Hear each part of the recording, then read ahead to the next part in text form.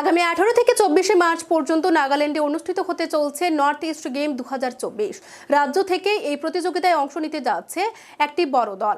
রাজ্যের ক্রীড়াবিদরা যাতে এই প্রতিযোগিতায় সাফল্য লাভ করে তার জন্য অভিনন্দন জানালেন ক্রীড়ামন্ত্রী টিঙ্কু রায়। শুধুমাত্র খেলোয়াড়দের নয়, আরসিসিতে এক সংক্ষিপ্ত অনুষ্ঠানে নাগাল্যান্ডে অনুষ্ঠিত 10টি ইভেন্টে অংশগ্রহণকারী খেলোয়াড়দের পাশাপাশি কোচদেরও শুভেচ্ছা প্রদান করেন ক্রীড়ামন্ত্রী টিঙ্কু রায়।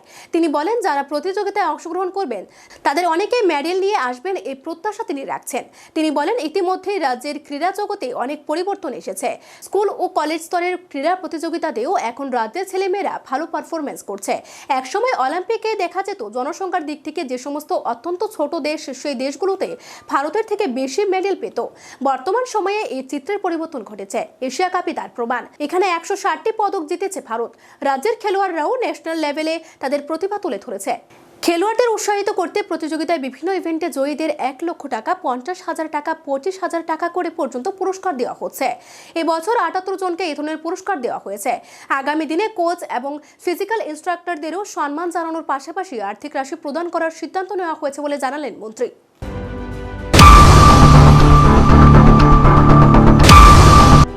সঙ্গে যারা যাচ্ছে, যারা আমাদের কোচরা যাবে এবং অভিভাবক যারা যাবে, সবাইকে শুভেচ্ছা জানাই। ত্রিপুরার জন্য মেডেল নিয়ে আসবে এবং ত্রিপুরার নাম উজ্জ্বল করবে, এই প্রত্যাশা নিয়ে 1-2টা কথা বলবো।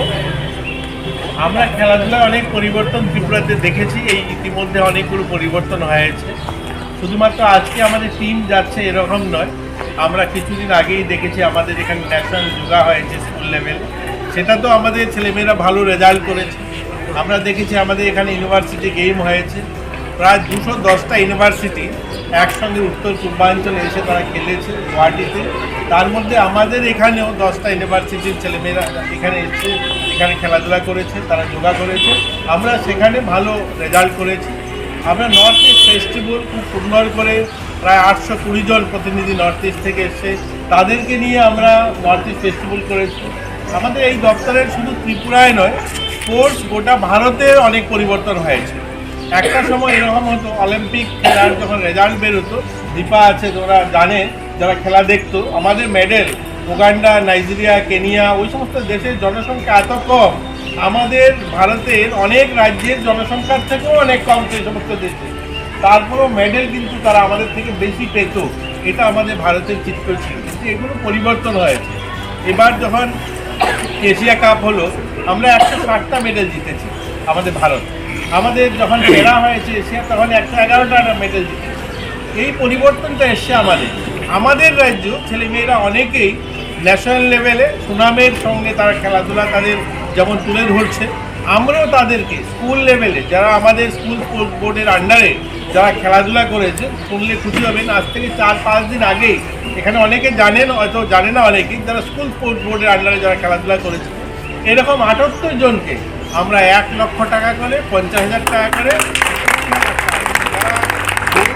তাদেরকে 1 লক্ষ টাকা, যারা সিলভার জিতেছে তাদেরকে 50,000 টাকা, যারা ব্রোঞ্জ জিতেছে তাদের 25,000 টাকা, এরকম 78 জনকে। এটা ফার্স্ট টাইম ত্রিপুরাতে যে এত বড় অঙ্কের রাশি আমাদের খেলোয়াড়দেরকে দেওয়া হয়। আমরা এরকম সিদ্ধান্ত নিয়েছি, এই যে কোচরা আপনারা আছেন বা আমাদের যারা পিআইরা আছে, আমরা তাদের জন্য আজকে মিটিং করে সিদ্ধান্ত নিয়েছি, প্রতি বছর year of the coach, year of the PI, আমরা এরকম তাদেরকেও সম্মান করা, তাদেরকেও আর্থিক সাহায্য করার জন্য আমরা চাই আমাদের রাজ্যে যারা খেলাধুলার সঙ্গে আছে তারা যেন সম্মানের সঙ্গে খেলতে পারে এবং ত্রিপুরাকে যারা তারা তুলে ধরতে পারে সারা দেশের সামনে। আমাদের কোচিং সেন্টারগুলো যেগুলো আছে আমাদের, সেগুলোকে আমরা নতুন করে সাজিয়ে তোলা, সেগুলো ইনফ্রাস্ট্রাকচার রেডি করা, সেখানে কোচ নিয়োগ করা।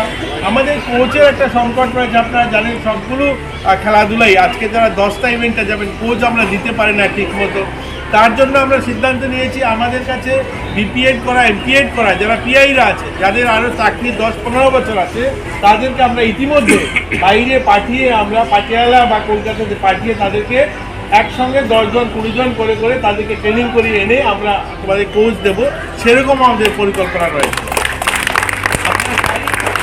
যারা নাগাল্যান্ডে যাচ্ছে তারা যেন সুনামের সঙ্গে সেখানে খেলে আছে এবং আমরা তোমাদের সবচেয়ে খুশির কথাটা হলো মাননীয় মুখ্যমন্ত্রীও আমার সঙ্গে একমত হয়েছেন, তিনিও নির্দেশ দিয়েছেন এই খেলাটাই, এই যে নর্থ ইস্ট গেমটা হবে, যেটা অলিম্পিকের পরবর্তীতে নাম নর্থ ইস্ট গেম, এটা 2025-এ আমরা ত্রিপুরাতে করবো।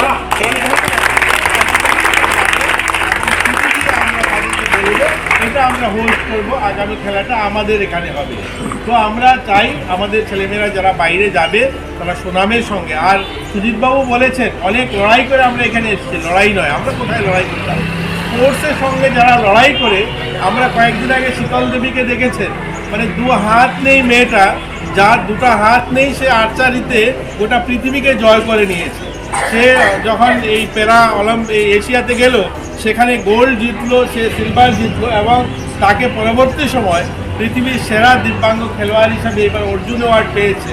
তো এই ধরনের যার 2টো হাত নেই, যে কাজটা হাত দিয়ে করতে হয়, সে পা দিয়ে ধনুষ চালিয়ে গোটা পৃথিবীর মানুষের মন যদি জয় করতে পারে।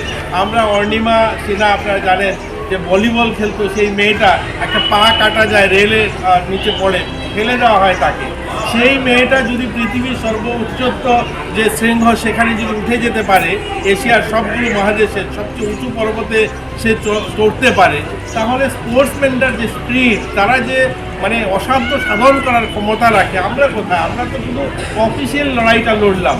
তো আমরা তোমাদের সঙ্গে আছি, যারা ছাত্রছাত্রী, যারা খেলোয়াড়রা যাচ্ছে, আমরা চাই তোমরা সুনাম অর্জন করে আসো, রাজ্যের নাম উজ্জ্বল করে আসো।